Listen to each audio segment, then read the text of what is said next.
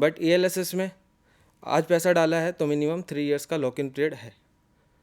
इसमें रिटर्न्स अच्छे मिल जाते हैं 5 से 18% तक, क्योंकि इसका पैसा स्टॉक मार्केट में इन्वेस्ट हो रहा है, डेट्स वाई। और इसको 80C में 1.5 लाख की लिमिट में कवर किया गया है।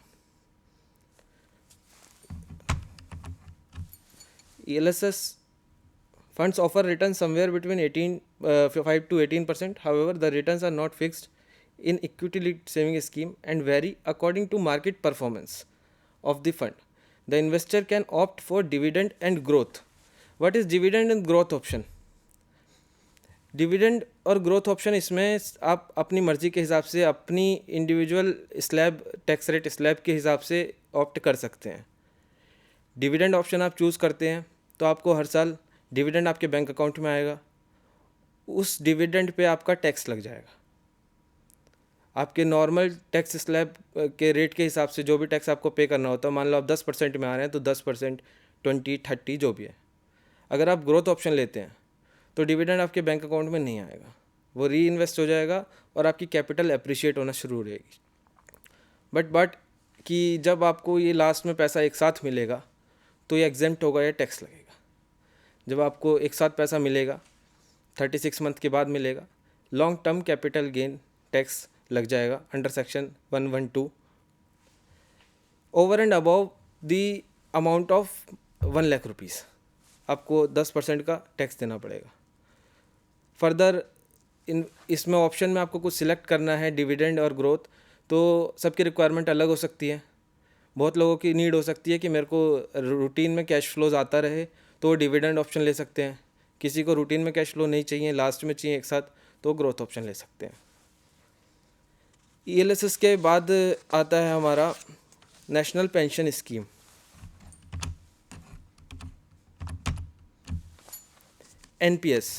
NPS आपने दोस्तों बहुत सुना होगा, आजकल काफ़ी चल रहा है NPS, लोग लगा भी रहे हैं। NPS गवर्नमेंट ने क्यों शुरू करा था उसका बेसिक दे देता हूँ थोड़ा। 2004 में जब पेंशन बंद की गई तो एक न्यू पेंशन स्कीम लेके आई सरकार, जिसमें शुरुआत में सिर्फ गवर्नमेंट एम्प्लॉयज़ ही कवर थे। 2009 में ये PFRDA के पास गया मैटर, तो उन्होंने ये ओपन टू ऑल कर दिया। फिर इसमें जो इंडिविजुअल्स अपना बिजनेस कर रहे हैं, जो जॉब में नहीं है, सैलरीड क्लास नहीं है, वो भी इसमें अपना अकाउंट खुलवा सकते हैं और NPS में अकाउंट खुलवा सकते हैं। इसमें लिमिट रखी गई है 18 से 65 साल। 18 से 65 साल का कोई भी इंसान जाके इसमें अकाउंट खुलवा सकता है। मिनिमम 500 रुपये आपको हर साल डालने पड़ेंगे, मिनिमम रिक्वायरमेंट है। इसके लिए गवर्नमेंट ने फंड मैनेजर्स अपॉइंट किए हुए हैं, बेसिकली इस टाइम 7 हैं। ये फ़ायदेमंद किस लिए है हमारे इस टाइम पे करंट सिचुएशन को देखते हुए? आप देखोगे अगर पॉपुलेशन इंडिया की इस टाइम पे जितनी भी है उसमें से 40% up to the age of 18 है और नेक्स्ट 50% 18 to 65 के बीच में, बिलो 10% है बाकी रेस्ट ऑफ द पॉपुलेशन। तो आने वाले टाइम में एक मेजर पॉपुलेशन जो है ओल्ड एज की तरफ जा रही है। ऐसे में उनको फ़ायदा होगा जो इस टाइम NPS में इन्वेस्ट कर लेंगे। NPS आप अकाउंट खुलवाते हैं तो उसमें आपको 4 कैटेगरी में पैसा इन्वेस्ट होता है। आप अपने अकॉर्डिंग पैसा इन्वेस्ट कर सकते हैं। 4 कैटेगरीज किस बेसिस पे बांटी हुई है? Low risk, moderate risk, high risk और very high risk. Low risk में बेसिकली गवर्नमेंट बॉन्ड्स हैं, मॉडरेट में कॉरपोरेट बॉन्ड्स और हाई रिस्क में इक्विटी है। इक्विटी की मैक्सिमम लिमिट दे रखी है 75%। Maximum 75% of your investment will go into equity. और वेरी हाई में एक लिमिट लगा रखी है 5% की, उसमें बेसिकली रियल एस्टेट और इंफ्रास्ट्रक्चर बेस्ड इन्वेस्टमेंट ट्रस्ट के में इन्वेस्टमेंट होता है। जब आप NPS अकाउंट खुलाते हैं तो आपको खुद ऑप्शन मिलता है कि आप उसमें कहाँ इन्वेस्ट करें, आपका पैसा कहाँ इन्वेस्ट हो। तो आप उसमें एक एक्टिव चॉइस दी जाती है और एक ऑटो चॉइस देख लेते हैं।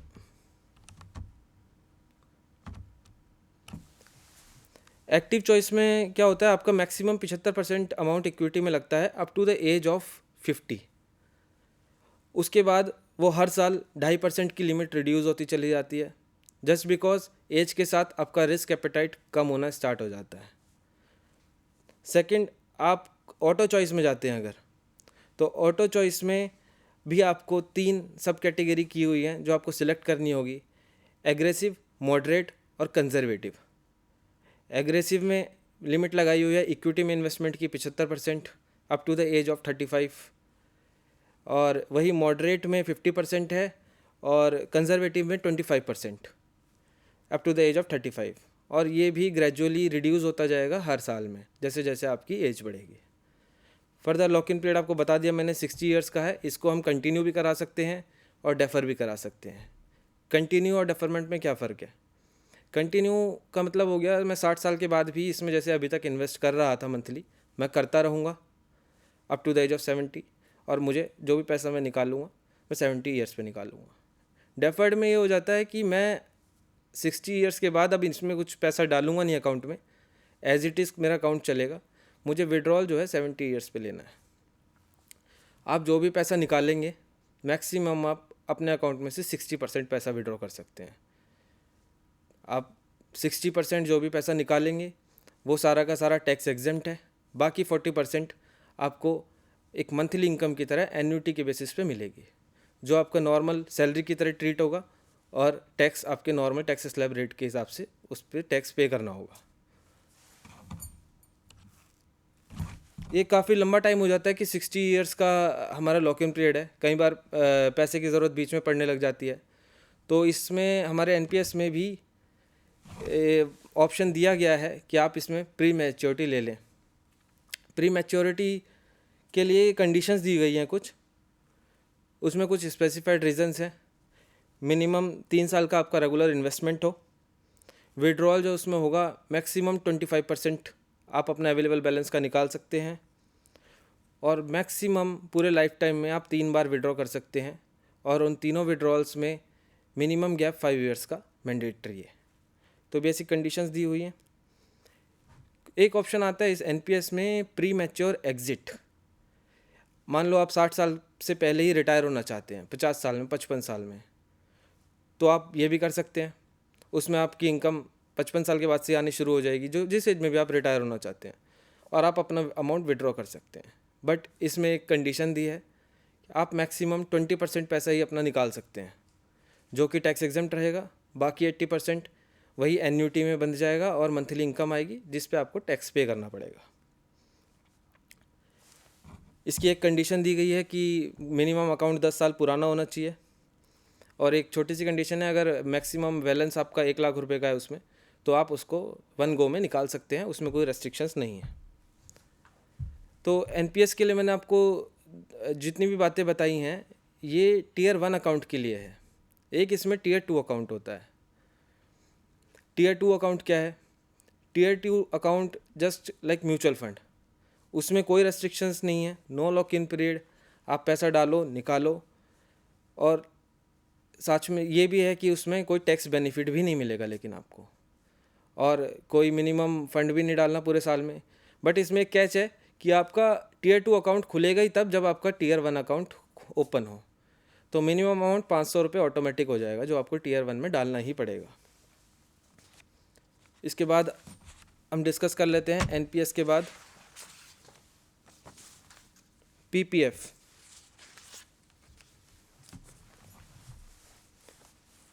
PPF is a popular long-term tax-saving investment scheme which incorporates the features of tax-saving investments in order to help the investor to create a financial cushion post-retirement. The interest rate on PPF balance is reset every quarter. In case of implication of income tax, it enjoys the benefit of EET status. What is EEE status? That is exempt, exempt and exempt. क्या मतलब हुआ? इसका ये मतलब हुआ कि जब आप ईपीएफ में कंट्रीब्यूट कर रहे हैं तो उस टाइम पे आपको इसमें 80C में रिबेट मिलेगी। 80C में आपने रिबेट ले ली, फिर आपको इसमें इंटरेस्ट आएगा। इस टाइम करेंटली 7.1% का इंटरेस्ट चल रहा है, तो जो भी आप इस पे इंटरेस्ट कमाएंगे वो भी एग्जेम्प्ट रहेगा। और 15 साल के बाद जब आप पैसा निकालेंगे तो वो भी सारा का सारा टैक्स फ्री होगा। तो that is called EEE status. और काफ़ी अच्छा रिटर्न्स कमाया है पीपीएफ में भी लोगों ने विदाउट मस्ट रिस्क। कोविड से पहले तक ये 8.8 तक भी गया है, फ़िलहाल 7.1% चल रहा है। पीपीएफ का अकाउंट खुलाने के लिए एक बेसिक कंडीशन है कि आप यहाँ पे रेजिडेंट होने चाहिए। और अगर आपको बीच में मान लो पैसे की ज़रूरत पड़ने लगे तो इसमें तो आप क्या करेंगे? तो इसमें भी कुछ ऑप्शंस दिए गए हैं। By the end of the first year and by the end of the fifth year, इस पीरियड के बीच में आपको अगर पैसे की ज़रूरत पड़ती है तो आप इसमें एक एडवांस निकाल सकते हैं पीपीएफ के अगेंस्ट में। उसकी लिमिट है 25% ऑफ योर अवेलेबल बैलेंस, उससे ज़्यादा आप पैसा नहीं निकाल सकते। सेकंड, आपको अपना ही पैसा अगर निकालना है तो by the end of the fifth year उसके बाद आप इसमें 50% विड्रॉल कर सकते हैं। उसमें एक नुकसान सिर्फ इतना होगा, मान लो पीपीएफ का रेट ऑफ इंटरेस्ट अभी 7.1 है तो आपको 1% की पेनल्टी कैलकुलेट होगी और आपको जो भी विड्रॉल होगी वो 6.1 के हिसाब से दे दी जाएगी। तो इसमें बस एक प्रॉब्लम ये है इस अकाउंट के साथ कि मिनिमम 15 साल के लिए आपका पैसा फंस जाएगा। तो जितना भी है आप अपना जो भी इन्वेस्टमेंट करना है अपनी कंडीशंस के हिसाब से लगाएं। ऐसा ना हो कि आपने 3 साल बाद आपको पैसे की ज़रूरत है, 5 साल बाद है और आप पीपीएफ में लगा दें। आपको चाहिए रिटायरमेंट के टाइम पे पैसा तो आप एनपीएस में लगाएं। और भी बहुत सारे ऑप्शंस हैं, आप सिर्फ पीपीएफ और एनपीएस हमने एग्जांपल्स के तौर पे लिए हैं, आप डिटेल में भी देख सकते हैं इसको। फर्दर 80C तो सबको पता है, 80C के अलावा भी कुछ सेक्शंस हैं इनकम टैक्स में, तो 2-3 हम यहाँ पे डिस्कस और कर लेते हैं।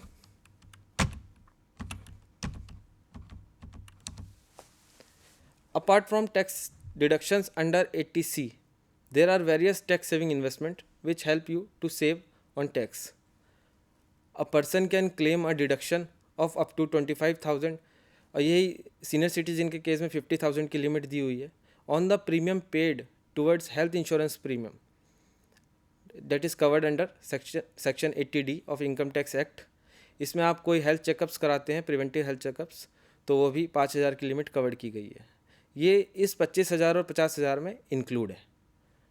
सेकंड, आप होम लोन लेते हैं तो नॉर्मली 2 लाख तक का सबको पता है कि डिडक्शन मिलेगी, बट वो 2 लाख की डिडक्शन जो है अंडर सेक्शन 24 मिलती है, वो सिर्फ इंटरेस्ट पोर्शन है। और प्रिंसिपल की डिडक्शन जो है हमारी 80C में कवर्ड है, तो इस चीज़ का ध्यान रखें। फिर एक आता है deductions under section 80TTA। 80TTA क्या है? आपका सेविंग अकाउंट में जितना भी इंटरेस्ट आ रहा है, अगर वो साल में 10,000 तक है तो वो सारा का सारा टैक्स एग्जेम्प्ट है। उससे ऊपर है उसके ऊपर आपको टैक्स पे करना पड़ेगा। वहीं 80TTB एक सेक्शन है जो सीनियर सिटीजन्स के लिए बनाया है, उसमें यही 10,000 की लिमिट बढ़ा के 50,000 की हुई है। बेसिक एक डिफरेंस इसमें और है, 80TTA में सिर्फ और सिर्फ सेविंग अकाउंट का ही इंटरेस्ट कवर्ड है, जबकि 80TTB में सेविंग प्लस एफडीज़ का भी इंटरेस्ट कवर्ड है। फिर लास्ट में आता है एक अपना सेक्शन 80E।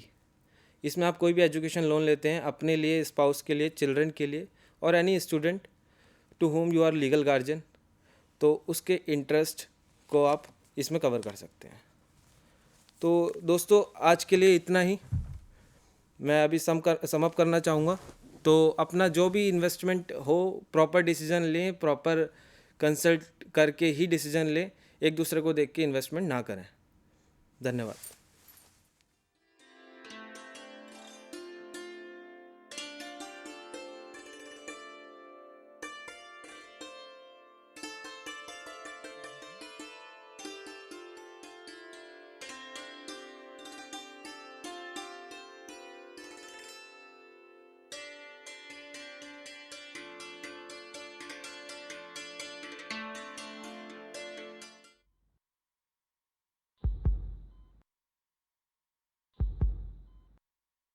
क्रिटिकल है बट वी आर ट्राइंग।